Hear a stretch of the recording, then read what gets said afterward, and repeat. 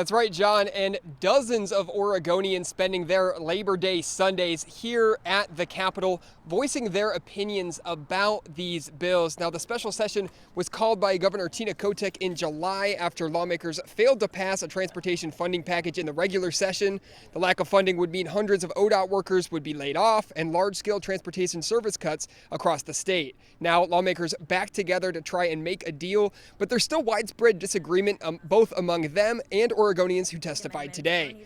Kotek's new proposal is about half the size of the one that failed in regular session. She wants $5.8 billion in new revenue over the next decade, which her office says would focus on preserving jobs and services rather than a transportation overhaul. At the public hearing today, some spoke out opposed to this new proposal, saying it would raise the gas tax and the public transit payroll tax. Others fear the loss of public transit if the bill doesn't pass. I'm blind, and transit is not just an option for me, it is the key to my independence. I use it every day to get to work, shop, to get to medical appointments, attend church, and stay connected within my community.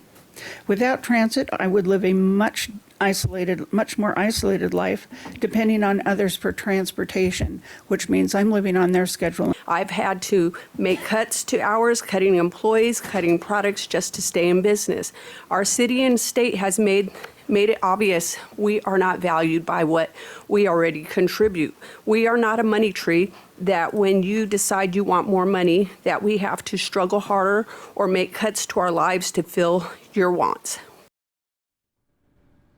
And this special session was set to begin on Friday at noon, but was delayed several times. House lawmakers still in a workshop. The latest that we've heard is that they'll reconvene in the chamber at 5:30 with a vote expected tonight, and the Senate is expected to vote tomorrow morning. John, back to you. Jake, thank you so much for that reporting. We'll, of course, be following developments throughout the rest of the evening.